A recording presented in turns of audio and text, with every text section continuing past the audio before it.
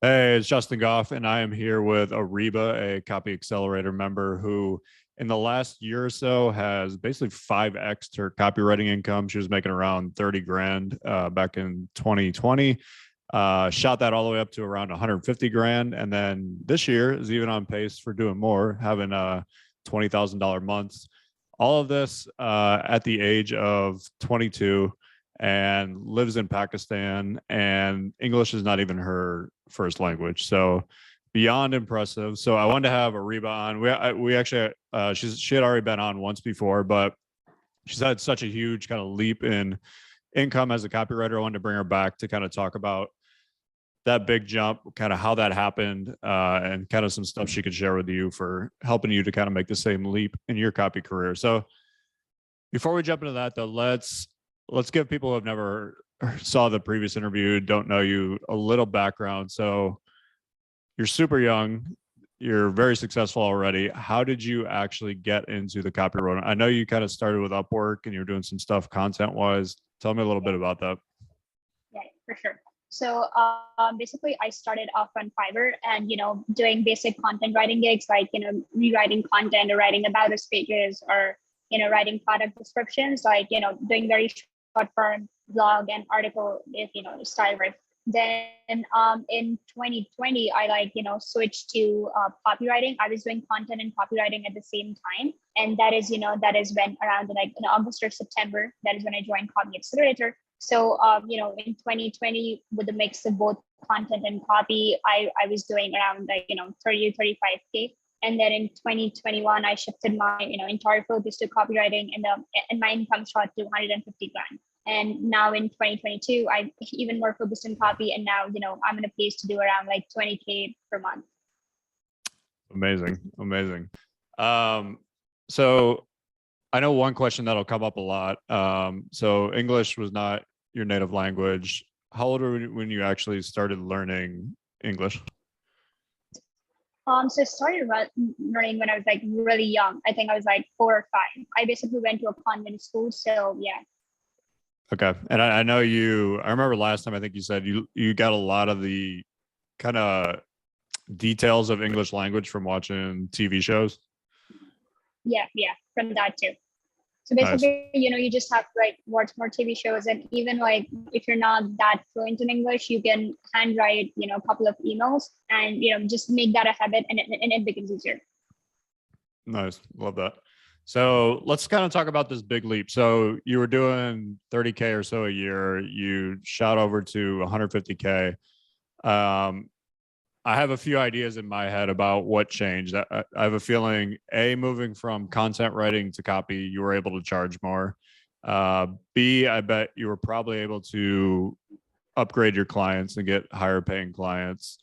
And I would say probably C, probably just becoming more confident in yourself and in your copy abilities. I feel probably just so kind of mindset wise, I think those three things probably contributed the most, but those are me just guessing. So I'm curious to hear from your end what you think kind of contributed to the big jump. Yeah, so definitely was like a mix of, all those three things. So I shifted, from content writing to copywriting, which definitely pays more. Then, I doubled down on the gigs that were being posted in the Copy Accelerator job board. Then I also made sure that, instead of having just, one-off gigs, I still do those, but, have more retainers, right? Always have like, 3 to 4 retainers, which basically guarantees your income, right, for the month. So, and besides that, interacting with other people in Copy Accelerator community, I got a lot of, clients from referrals too. So that is, also another great thing.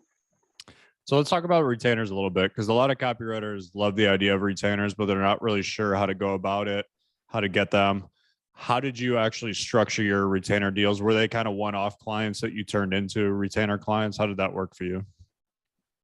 Yeah, so basically, whenever like I'm working with a new client, I start off with a trial month, which is, which ranges from 2,000 to 3,000 per month, based on whatever their requirements are. So we start off on a trial month, and in my initial message, I mentioned to them that this is how I like to work. I like to work on a retainer basis of 3 to 5 grand a month. And this is, what I do. And, if you agree that, if you want to go ahead with this, we can, do a trial month and see, if you both would be a good fit. So basically, if the trial month goes well, then we go into the retainer.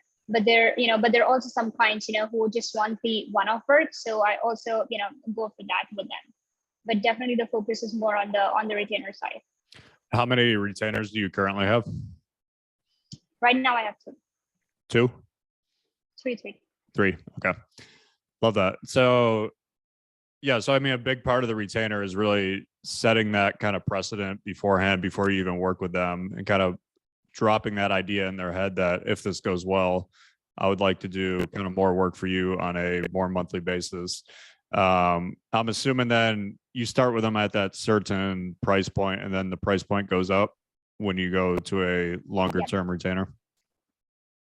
Definitely, yeah. The price point goes up, and it also like goes up, based on what the deliverables, they would like to have. I'm assuming also you get probably very clear about what the deliverables are, what you're going to do for that money, what you're not going to do. Because I know that's a big issue. So many copywriters fall into that trap of like, okay, you're going to pay me 10K a month. And then they wind up being the like do everything person, and they're just like swamped and overwhelmed. So I'm assuming you get pretty specific about what you're going to give them for what they're paying you. Yeah. So I set, very clear expectation, like, for the trial month, I'm going to give you like, 10 ads and 20 emails. And then, like maybe we can, split test a headline or lead for your sales page, or like write a pre-sale or anything like that. And then, if you decide to move forward, then, I ask them, what are the, how does their current testing structures look like? If they're, running Facebook ads, are they testing like, 5 creatives a week, or like, 5 ad text a week? Well, what are their testing requirements? And then we, build a retainer based off of that. So we have like, very clear structure of what do I have to deliver, and, what do they require? So one thing I want to jump into is usually those first couple of years for most people copywriting are a pretty big struggle. You are one of the few that I feel like is just kind of blowing through all the barriers and just keep getting to new heights pretty quickly. I mean, honestly, I'm still just shocked. Like for your age, it's crazy impressive how far you've gotten already. And on top of that, you're also in school. You're in medical school at the same time, which is honestly just mind blowing to me that you're able to get so much done. But I'm curious. Let's be vulnerable here for a second. What has been some of the struggles that you have kind of faced, I would say, over the last year or two as you've made such a big leap with your income? Yeah, so I think like, the imposter syndrome is a constant one that, everyone goes through. So you're going to have like a 10K month, a 20K month, and then you think like, oh, I'm not going to get more work and stuff like that. So one thing that I've like, really found like effective for this is always keep my pipeline full. And even when I have like a full roster of clients, I make sure to do proper outreach and just, keep building those relationships. So, when the time comes, I can talk to them about, doing more gigs for them. That's really smart. I mean, because yeah, a lot of copywriters fall prey to the kind of feast and famine where, like you said, you have the 10K month and then the next month is zero. And it's just kind of up and down all year like that. And a big reason for that is not keeping the kind of outreach and pipeline going. You just kind of get comfortable with what's going on. And then all of a sudden, maybe that client drops you or something goes wrong in their business. And all of a sudden you're trying to figure out how you're going to make money. So really, really smart, especially I like the part that you said that even when things are good, even when the pipeline is full, still reaching out, talking to people and seeing if there's potential for future projects. Yeah, definitely. So like a lot of people think that, if a particular job is posted in the job board, they need immediate work done. Yes, they might need immediate done, but they might also have like more work down the line. So just, getting your foot in the door and building that relationship, building that connection with them is that what really matters.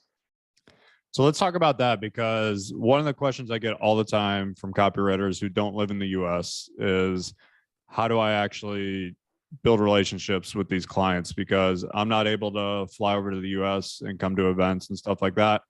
So how do I actually build? I'm curious what you're doing in terms of kind of building these relationships, because you're obviously not flying over here to the US from what I know of, at least, unless you got a private plane that you're sneaking out. Not at that level yet. But yeah, so what are you kind of doing to build up the relationships with clients? Yeah, so it's mostly just getting in touch with them via email, and doing constant follow-ups. And by follow-ups, I don't mean like, following up with them every single day. Like you send them an initial email, you follow up with them after a week, then you give them like 2 to 3 weeks. And I'll always make sure that, whenever you're following up with some value. And eventually clients do reply. And, most of them are also part of the Copy Accelerator community. So, I interact with them either in the book or, or via messenger. Smart, very smart. Yeah, I mean, that is one of those things that you just have to constantly keep doing it if you want to kind of keep the pipeline full. And you're really kind of investing in future clients by just kind of starting those conversations now. Yeah, nothing might come of it this month or this week, but 3 months down the road, when they're looking for their next hire for something, then you are actually on their mind. Yeah, definitely. A lot of copywriters think that, like if a client says no to you right now, it means, they're not going to work with you ever. But, it's just a thing that a no right now does not mean a no, a no forever. So they can definitely work with you down the line. So constant follow-up is the key. I'm curious. So I remember back when I had a pretty big leap in income, like you're going through right now. I struggled a lot with that kind of emotionally and with my mindset around the money. Like the first time I remember the first time I made over $100,000, I felt very guilty. I didn't feel like I deserved it. I was making more money than my parents, which was a very odd feeling. I'm curious if you've gone through any of that type of stuff, having such a large leap in your income. Yeah, definitely. I mean, when you have to explain to people what do you do, a lot of them are like, oh, this isn't like a real thing. And like especially in med school, a lot of people just don't understand what you're doing, right? So it is definitely like difficult to like manage both things and make sure the income stays at a certain level while the people around you also are you could say that comfortable with you. So I think just like for me, it's like taking it one day at a time and not thinking about it all the time and just going from there. Love it. One question that just popped in my head. I'd love to know this. So you're going to medical school full time, you're writing copy full time. What does the average day for you kind of look like now? Yeah, so my day starts around like 8 in the morning is when our med school starts. So from 8 to 1 or 8 to 2, that is med school time, and then I'm back home by like 3. So I usually work around like 2 to 4 hours. It's a blessing that I'm like really fast at writing copy, so I have to work like 2 to 4 hours, and I can get done with a lot of work. So it's like 8 to 1 or 2 is med school, and then 3 to 5 is 3 to 5 or 3 to 6 is usually doing copy work, and then I take meetings usually in the evening or at night. Okay. That's impressive. And it honestly probably helps you that you have such a condensed period of time to write, because it's like you can't really get away with wasting time. It's like I have X amount of time to write and I have to be writing during this time. And for a lot of people, that kind of containment and that pressure actually helps them a lot. Yeah. For me, it definitely helps. Nice. Let's dive in one more question I have in terms of the, I guess, kind of big leap in the income over the last 2 years. In terms of like leveling up the clients, were there any big changes you had to make? So, I mean, one of the big things that I always talk about is like, in order usually to get to the next level, you got to let some of the things go that you were doing before that were working well. So you got to change what you're doing. And a lot of people tend to have, I'd say most copywriters tend to have a lot of hesitation about that because they don't want to let go of the things that are kind of working. I'm curious, did you struggle at all with maybe letting go of previous clients in order to upgrade to new, better clients? Yeah, definitely. So like, when I started off, I was working in the biz op and the, in the health niche. So recently, in 2022, I decided that, I want to focus specifically on the, on the health and wellness niche, and then, just not work for the for the biz op offers or the biz op clients anymore. So that was like a big thing, but that is definitely allowed me to get in touch with better clients in the health space and get more results that I can leverage to get more clients. Right. So I'm curious with the new clients, you said mostly health and wellness. Are you mostly writing long form sales letters, emails, ads, or is it a combination of kind of everything? So it's mostly like, emails, ads, our e-com hybrid pages, and editorials. Okay, nice. And those are the ones that you're on retainer with? So yeah, they're mixed both for the retainer ones and also for the, the one-off gigs that I do. Great. So I'm curious so obviously you're doing great. You said this year's going even better already, hitting 20K months. What's kind of the next 6 to 12 months look like for you? Is there a plan for keep doing what you're doing, putting more focus on copy, putting more focus on school, creating your own stuff? What's that look like for you? So for the next 6 months, I want to focus more on the copy stuff, and then just getting better at copy and understanding all the aspects of copywriting, and then going from there, I want to transition more into the role of a CMO or a marketing manager. So looking at the funnel from from a complete picture. So that is where I'm heading right now. Nice. I love that. All right. So one thing I would love to have you kind of leave the people listening with. So let's say a copywriter is watching this who thinking of becoming a copywriter, or they're already a copywriter. You've had, like I said, a pretty meteoric rise in your first couple of years as a copywriter. What do you kind of know now that you wish you would have known at the beginning that you could share with somebody watching? One of the major thing would be to find like one good program and like stick to it, instead of finding like 6 different cold outreach methods and 6 different ways to to do something. Find like one good program and stick to it, and you will get the results eventually. That was great advice. Something Stefan and I always talk about. Yeah, it's like if you're doing something that actually works, just sticking to it, you'll get there eventually. Most people struggle too much though with the kind of shiny object and hop around from one thing to the next instead of just staying focused on the thing that they know is going to work. So I think that's really, really great advice. And honestly, for me, like personally, it's something I wish I would have done when I started out, because I was that person who hopped from copywriting to Facebook ads to affiliate marketing to blogging and all over the place. And you're so much better off just focusing on one thing and just going at it. Yeah, definitely. Because a lot of copywriters fall into this hole of like affiliate marketing. That is good, but getting started in the affiliate world also takes time. It takes the same amount of time as it would take for you to to become really good at copywriting. So it's not really possible to buy 5 different businesses at the same time and get good at all 5 of them. So just focus on one and get good at it. It's very, very true. Great advice. All right. So we're going to wrap this up. I really appreciate you coming on, giving us kind of the update on where you're at now. Pretty amazing that you're hitting 20K months. Areeba honestly is an amazing story for anyone watching who, honestly, I mean, you just have so many things that are against you. Like I mentioned this on our last one, like you don't live in the US, you are not a native English speaker, you're very young, you're 22 years old.